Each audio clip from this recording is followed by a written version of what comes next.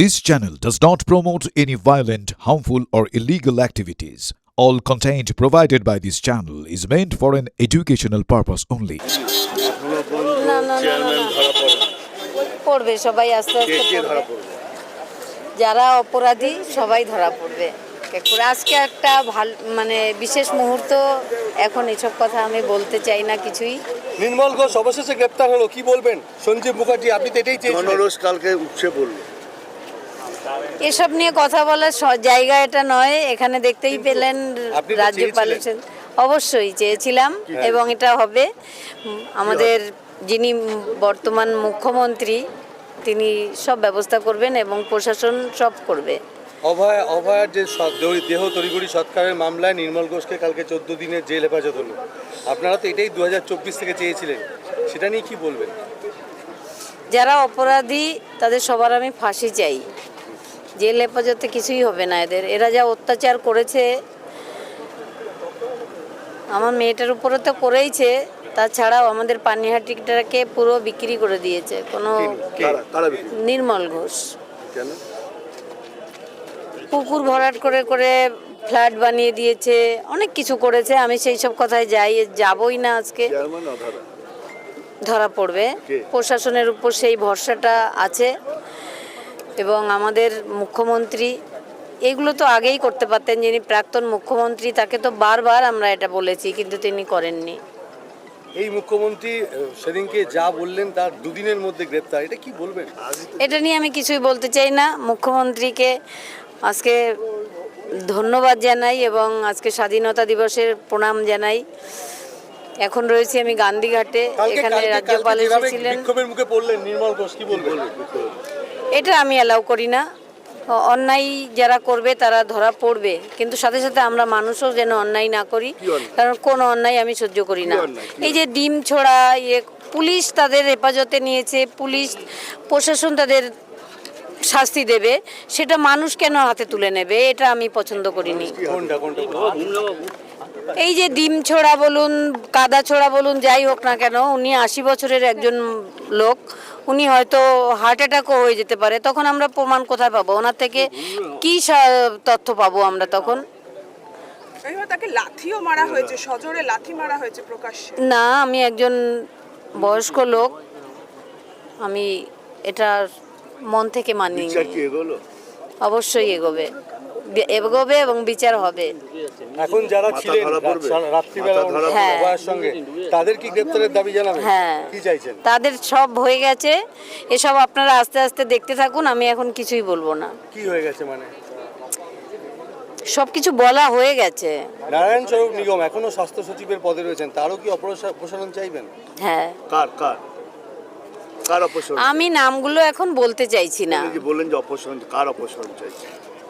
প্রশাসন যেটা মনে করবে সেটাই করবে এবং মুখ্যমন্ত্রী যেটা চাইবেন, বলেছেন আমার বোনের বিচার দেব, সেটা তিনি দেবেন। এই ভরসাটা তার উপর আছে, সেই জন্য আমি নিজে কোনো কথা বলবো না। হবে। গতকাল অভয়ের বাবা গোপন জবানবন্দি দিয়েছেন।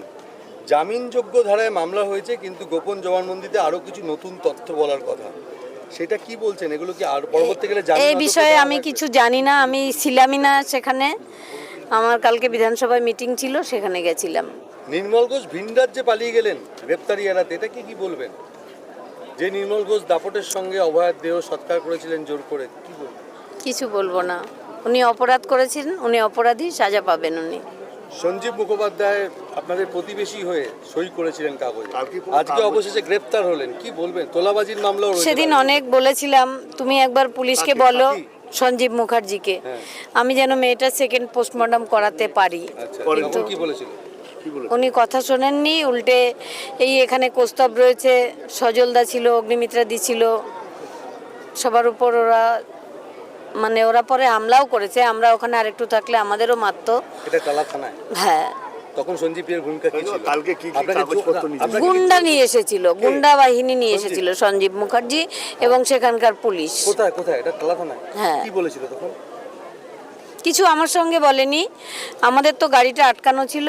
তখন আমি বলেছিলাম জানলা দিয়ে যে তুমি একটু দেখো, তাহলে আমি মেয়েটা সেকেন্ড পোস্টমর্টম করতে পারবো। ওদেরকে থানায় সেকেন্ড কি পোস্টমর্টম জিজ্ঞাসা তারপরে করলো? সেকেন্ড পোস্টমর্টম বলতে দে না। সেকেন্ড পোস্টমর্টম তারপরে সেকেন্ড পোস্টমর্টম উনি তখন আমার কথা শুনে উল্টে গিয়ে সজলদা, কৌস্তব বাগচি এদের উপর হামলা করলেন পুলিশ মিলে, সঞ্জীব মুখার্জি এবং এই কৌস্তব এখানে রয়েছে, ওর কাছ থেকে শুনুন না বাকি ব্যাপারটা শুনুন। সোমনাথ দেও কি যখন ছিল? সোমনাথ দে তো সব বাই গাড়িতে ছিল। নির্মল ঘোষ না না, সোমনাথ দে সেখানে ছিল না, সেখানে শুধু সঞ্জীব মুখার্জি ছিল টালা থানা সামনে। করেছিল গুন্ডা? ও চলে এসেছিল, আবার রিটার্ন গেছিল, পুলিশ ওকে ডেকে নিয়ে গেছিল কমপ্লেন বলে। তো ওই লিখেছিল। হ্যাঁ, কে লিখেছিল কমপ্লেন? এখানে এগুলো বলার সময় নয় এখন। ওই তো না না না, আমি উনি যে বলবো না। সই করলেন শ্মশানের কাগজে, সেটা সেটা কি না, আমরা বলিনি কিভাবে কি করেছে ওরা, আমরা কিচ্ছু জানি না। তখন আপনারা আমাদের স্তব্ধ। মানে প্রচন্ড ভয় দেখানো হয়েছিল, আর পুলিশ এত ছিল আমরা কিচ্ছু করতে পারি কে ভয় দেখেছিল? কে ভয়? পুলিশ পুলিশ কি বলেছিল পুলিশ? কোন থানার পুলিশ? কিছু এখন আমার মাথায় নেই ওসব। দেখুন, একটা জিনিস বারবার আপনারা বলছেন যে নির্মল ঘোষ, সঞ্জীব মুখোপাধ্যায়, সোমনাথ দে, কিন্তু সেখানে যেটা শ্মশানঘাটের কর্মীরা যেটা বলছেন, পুলিশও খুব তাড়াহুড়ো করেছিল। সেই পুলিশ অফিসারদেরকে আপনারা চিহ্নিত করেছেন? পারিনি এখনো। যে পুলিশ ওই সব গাড়ির টাকাটা দিয়েছিল তাকেও আমি খুঁজছি ওই টাকাটা তাকে রিটার্ন করার জন্য, কারণ তার তো দেওয়ার কথা নয়, ওটা তো আমাদের দেওয়ার কথা।